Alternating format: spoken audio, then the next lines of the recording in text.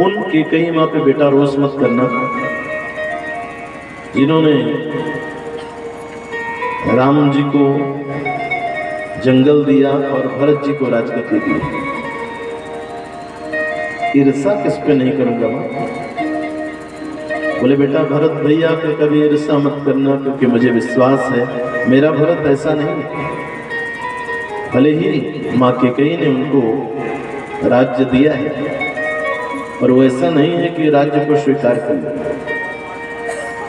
तो इसलिए भरत के प्रति ईर्षा का भाव नहीं होना चाहिए। मत किस पे नहीं करूंगा? सुमित्रा मैया कहती है बेटा पूरे अयोध्या के अंदर अगर परमात्मा के चरणों की सेवा करने का किसी को अवसर मिल रहा है तो वो है। तो इस बात का तेरे अंदर मद नहीं होना चाहिए। और माँ मोह किस पे नहीं करूंगा? देखिए माँ कितनी अग्रसोची थी। बेटा जंगल जा रहा, मान लो वहां पे तुमको सुपर्णखा मिल ही जाए, उसके प्रति तुम्हारा मोह नहीं होना चाहिए। और इतना ही नहीं बेटा, जन सपने हुए इनके बस हो। अगर आप स्वप्न में भी इनके बस में हुए तो कान खोल करके सुन लीजिए लखन, हमारा और आपका जो रिश्ता है वात्सल्य प्रेम है माँ और बेटे वाला, माता और पुत्र वाला, वो समाप्त हो जाए।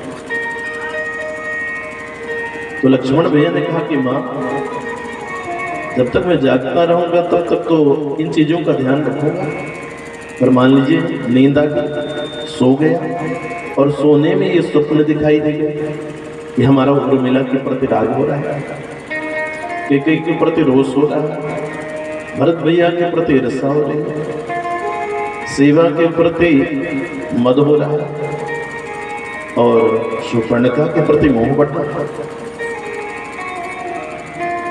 तो माँ सुमित्रा कहते हैं तो कान खोल करके सुन लीजिए, हमारा और आपका रिश्ता समाप्त हो गया। जन सपने में इनके वसूल। लक्ष्मण भैया ने सुमित्रा मैया के चरणों को पकड़ करके सौगंध ली कि माँ रिश्ते को तो विश्राम नहीं, आपका लाल आपके चरणों की सौगंध खा करके कहता है 14 वर्ष सोएंगे। जब सोएंगे ही नहीं तो स्वप्न कहां से? ऐसा वर्णन आता है कि लक्ष्मण भैया 14 वर्ष ना तो सोए और ना कुछ खाया। खाने का पता तो सब चलता है जब 14 वर्ष वन की यात्रा करने के पश्चात प्रभु श्री राम अयोध्या में आते हैं। राज्य का कार्यभार संभालने के बाद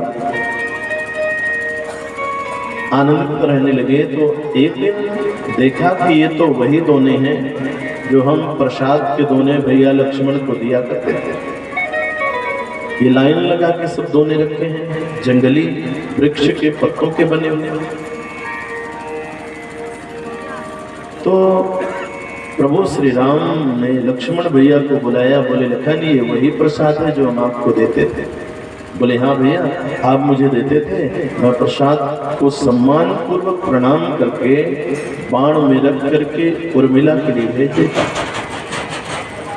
और उर्मिला कहती है कि जैसे आप मुझे भेजते थे ना वैसे प्रणाम करके हम भी इनको रख दिया करते थे। आज जब गिनती की गई तो ये 7 दोने इसमें नहीं। तो राम जी महाराज को आश्चर्य हुआ, इसका मतलब 7 दोने का प्रसाद लक्ष्मण भैया आपने ग्रहण किया। लक्ष्मण भैया कहते नहीं प्रभु, 7 दिन इसमें वो शामिल है कि जब प्रसाद बना ही नहीं तो प्रसाद मिलेगा।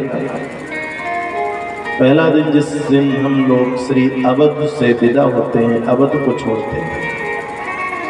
दूसरा दिन ये है कि जब चित्रकूट में गुरुदेव भैया भरत माताएं और पूरा अयोध्या पहुंचती है और पिताजी की मृत्यु की सूचना मिलती है। उस दिन भी प्रसाद नहीं बना, शोक की लहर। तीसरा दिन वो है कि जब रावण वैदेही सीता जी का हरण करके लेके चला जाता है। और भैया 3 दिन तो जब लंका की चढ़ाई के लिए हम लोग चल रहे थे तो समुद्र के किनारे ही निकल गए। विनय न मानत जलधि जड़ गए 3 दिन भी। और एक दिन वो है भैया जिस दिन हमें शक्ति लग गई। तो ये 7 दिन जब प्रसाद बना ही नहीं तो मिलने का सवाल है।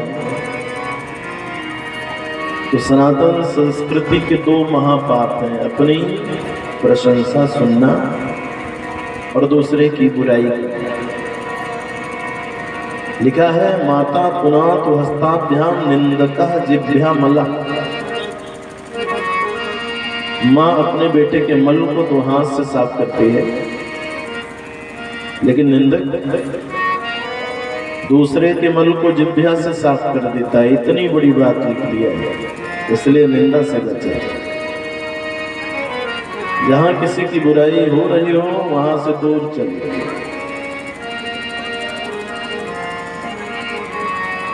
उसमें ना फंसे। तो दरिद्र कौन है? प्रसंग चल रहा था। कहा जो अपनी कमाई हुई संपत्ति में संतुष्ट ना होना उसे दरिद्र कहते हैं।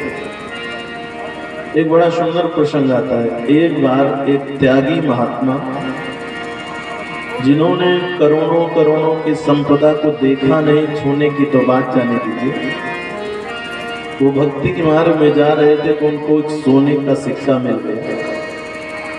उस सिक्के को महात्मा जी हाथ में उठा के कमंडल में रखे। साथ में शिष्य लोग चल रहे थे। बड़ा आश्चर्य हुआ, आज तक तो गुरुदेव भगवान करोड़ों की चीज को छुई नहीं और आज तुच्छ सिक्के को क्यों उठाए? तो जिज्ञासा हो रही कि जैसे गुरुदेव भगवान की माला पूरी होगी या कोई ऐसा मौका मिलेगा, वैसे पूछ लो। कुछ समय के बाद गुरुदेव भगवान ने स्वयं शिष्यों के बीच में कहा, भाई आज आप लोगों को बड़ा आश्चर्य लग रहा होगा कि जो गुरुदेव हमेशा धन का त्याग करते थे, आप ये सिक्के को क्यों उठा लिए? बोले हाँ गुरुदेव। बोले बेटा सुनो, मेरे काम का तो नहीं है, पर अगर कोई दरिद्र मिल जाएगा ना उसके काम आएगा। महात्मा जी चल पड़े दरिद्र की खोज करने के लिए और संकल्प ले लिया जब तक कोई दरिद्र नहीं मिलेगा ना पानी नहीं पिएंगे। एक हनुमान जी का मंदिर था, कुछ गरीब लोग वहां पे बैठे थे। महात्मा जी ने सोचा आवाज लगा के देखें यहाँ कोई दरिद्र है क्या। तो लगाया भैया कोई दरिद्र हो तो आके सोने के सिक्के बन रहे हैं, ले जाए। जब आवाज लगाई तो लोग उठ करके महात्मा जी के पास आए, महात्मा जी को प्रणाम किया। महात्मा जी ने कहा भैया कौन कौन दरिद्र है? जो लोग आए थे वो हाथ जोड़ के निवेदन किया कि महाराज जी जिस शब्द का प्रयोग आपने किया है इसका अर्थ क्या है पहले बता दीजिए। तो महात्मा जी ने कहा बेटा इसका अर्थ ये है कि जो अपनी कमाई हुई संपत्ति में संतुष्ट ना हो उसे दरिद्र कहते हैं। आए हुए लोगों ने बाबा जी को प्रणाम किया, महाराज जी आपके आशीर्वाद से हम लोग गरीब तो हैं पर दरिद्र नहीं। हनुमान जी की कृपा से जितना हमें मिलता है ना उतने में हम बड़े संतुष्ट हैं। महात्मा जी का काफिला और आगे निकला। एक गरीबों की बस्ती, केवल झोपड़ियां नजर आ रही थी। महात्मा जी ने वहां फिर एक बार सोचा कि जरा यहाँ पे पता कर।